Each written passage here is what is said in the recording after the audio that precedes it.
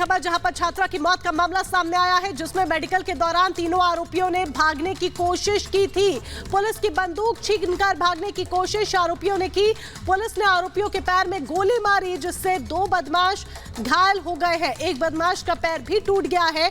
तो उत्तर प्रदेश के अंबेडकर नगर का यह मामला हम आपको बता रहे हैं, जहां पर एक छात्रा की मौत हो गई थी और इस मौत से संबंधित, इस पूरे हत्याकांड से संबंधित जो 3 आरोपी हैं, उन्होंने जब मेडिकल के दौरान भागने की कोशिश की तो पुलिस ने बंदूक का सहारा लेकर आरोपियों के पैर में गोली मारी।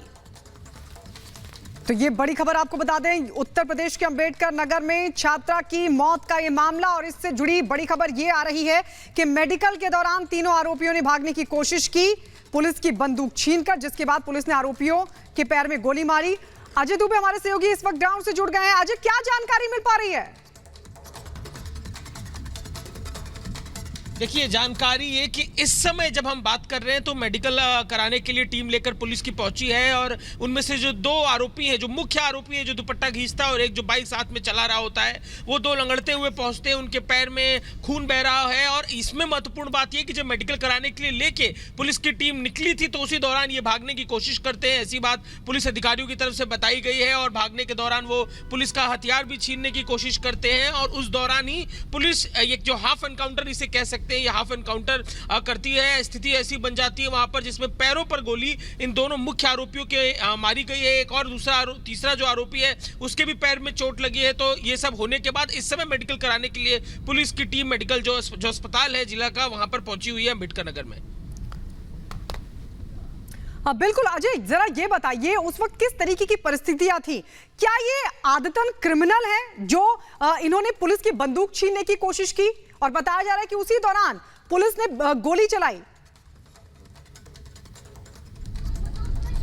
देखिए, ये विवेचना का विषय पुलिस के लिए पहले से ही बना हुआ है, जब से परसों रात से ये घटना घटी हुई है कि इनका क्रिमिनल बैकग्राउंड क्या है। लेकिन ये जिस इलाके में रहते हैं वहां पर काफी क्रिमिनल हिस्ट्री उस इलाके की है, उस इलाके में काफी सारा जो कम्युनल हिस्ट्री है उस इलाके की बनी हुई है। ऐसी स्थिति में जो पुलिस है इनिशियल तफ्तीश कर रही थी, गिरफ्तारी कल सीसीटीवी बाहर आने के बाद जिस तरीके से स्थितियां रही वो सब कुछ हुआ। लेकिन महत्वपूर्ण बात ये थी कि इस पूरी प्रक्रिया के दौरान जब आज मेडिकल के लिए लेके निकले हैं तो भागने की कोशिश और दुस्साहस एक तरह से देखने को मिला इनकी तरफ से करने के लिए छीना झपटी पुलिस से की गई, और इस दौरान पुलिस ने एनकाउंटर किया जिसमें पैर पर 2 के चोट लगी है। तीसरा आदमी जो जिसके पैर में दौड़ने के चलते जो पैर में घायल हुआ है ये चोट लगी है। तो ऐसी स्थिति के बीच में जो क्रिमिनल रिकॉर्ड है ये तफ्तीश का हिस्सा है, लेकिन ये दुस्साहस निश्चित तौर पर इनकी तरफ से देखने को मिला है। पहले तो जिस तरीके से घटना को अंजाम दिया, घटना के अंजाम उनकी इस हरकत के चलते एक लड़की की मौत होती है, और अब जब पुलिस अपनी तरफ से इस पूरे मामले में जांच कर रही है तो भागने की कोशिश करते हैं, जिस दौरान देखने को मिलता है कि पुलिस इनका एक हाफ एनकाउंटर जिसमें पैर में गोली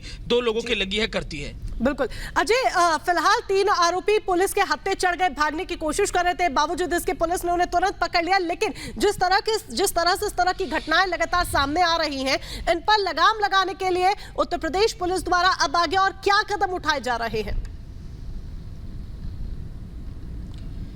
देखिए, यूपी पुलिस योगी सरकार के आने के दौरान से ही लगातार एग्रेशन मोड पर है। एनकाउंटर्स लगातार खबरों में, कानून व्यवस्था बनाने के लिए जो कड़े से कड़े फैसले हैं, कड़े से कड़े कदम हैं उठाने की बात अधिकारी करते हैं, जमीन पर भी देखने को मिलता है। लेकिन इस तरीके की जो छिटपुट घटनाएं हैं उनके खिलाफ जिस तरीके से तेजी से एक्शन लेते हुए, जैसे इसी घटना को देखे, परसों रात में घटना घटती है, पहले तो जानकारी आती है कि एक सामान्य एक्सीडेंट है, लेकिन सीसीटीवी जब वो बाहर आता है उसके बाद पुलिस एकदम एक्शन मोड पे आ जाती है, तीनों की गिरफ्तारी भी होती है। और अब जब इस तरीके का दुस्साहस देखने को मिलता है तो पुलिस ने उसमें कोई जो है कहा जा सकता है कि एक्शन जो है इस तरीके का लिया कि मैसेज स्पष्ट तौर पर जाए कि किसी तरीके की ये जो एग्रेशन है, जिस तरीके की ये हरकतें उनको पुलिस अपनी तरफ से बिल्कुल रियायत नहीं देगी। और ये एनकाउंटर, हाफ एनकाउंटर जिसे कह सकते हैं, देखने को मिला है। लगातार सख्त कदम उत्तर प्रदेश पुलिस की तरफ से देखने को मिल रहा है, इस तरीके के मामलों में उठाए जा रहे हैं।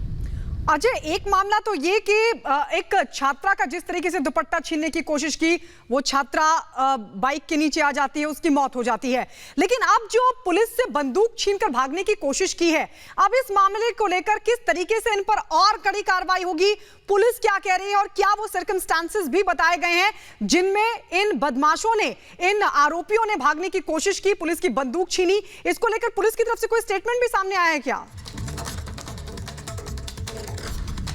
देखिए, पुलिस के जो यहाँ के कप्तान है, जो एसपी है, उनसे जो बात हुई है, उनकी तरफ से जो जानकारी दी गई वो बेहद प्राथमिक स्तर पर है। अब से कुछ देर में हम उनका इंटरव्यू करेंगे तो पूरी डिटेलिंग हमें मालूम चलेगी। लेकिन महत्वपूर्ण बात यह है कि पहले जो उनके ऊपर धाराएं लगाई गई थी, जब मामला एफआईआर किया गया, जब इस पूरे मामले में जांच शुरू की गई तो मामला एक अलग था, तब बात अलग थी। लेकिन अब क्योंकि ये इस तरीके से हथियार लेकर भागने की कोशिश करते हैं, पुलिस की जांच से भागने की कोशिश करते हैं, गिरफ्तारी के दौरान भागने की कोशिश करते हैं, तो इन सब चीजों को जोड़ते हुए अलग तरीके की धाराएं लगेंगी। एक अलग तरीके का मजबूत केस इन दुस्साहसियों के ऊपर बनेगा, जिन्होंने पहले तो अपने दुस्साहस से एक तरीके से बदतमीजी एक लड़की के साथ की, जिसमें उसकी मौत हो गई, और उसके बाद अब पुलिस का हथियार लेकर भागने की कोशिश पुलिस की गिरफ्तारी के दौरान की, और जिसके बाद उनका एनकाउंटर, हाफ एनकाउंटर भी देखने को मिला है। तो निश्चित ही अब अलग तरीके के लीगल जो उनके ऊपर केसेस हैं वो बनेंगे, एक अलग तरीके के लीगल सिनेरियो का सामना उनको करना पड़ेगा। लेकिन जो डिटेलिंग्स हैं अब से कुछ देर में रिपब्लिक भारत पर मालूम चलेंगी, जब हम बात एसपी से करेंगे। बिल्कुल, जब एसपी से बात करेंगे। और अगर ये जानकारी मिल पा रही है अजय कि किन किन धाराओं में केस दर्ज किया जाएगा, तो जरा वो भी साझा करें। देखिए, सारे लीगल जो डिटेलिंग्स है कि किन आईपीसी की धाराओं में, भारतीय दंड संहिता की किन धाराओं में ये सारा कुछ मामला आगे बढ़ेगा, ये सब पुलिस की डॉक्यूमेंटेशन के हिसाब से पुलिस कैसे इस घटना को अपने पुलिसिया रिकॉर्ड में लेती है, अपने रिकॉर्ड्स में लेती है, उस पर निर्भर करेगा। तो ये सारी डिटेल जो है, प्राइमरी टास्क अभी पुलिस का ये है कि इनका ठीक है। अजय दुबे कह रहे हैं कि पुलिस इस पूरे मामले को लेकर अब जानकारी देगी। लेकिन आपको ये भी बता दें कि उत्तर प्रदेश के अंबेडकर नगर में मंचलों की वजह से एक छात्रा की जान चली गई। तो अमरोहा में बच्चियों को स्कूल जाने से डर लगता है। अपनी हरकतों को अंजाम देते समय मंचले भूल जाते हैं कि यहां पर योगी राज है, और योगी राज में कार्रवाई फौरन होती है। इसी पर रिपोर्ट आपको दिखाते हैं।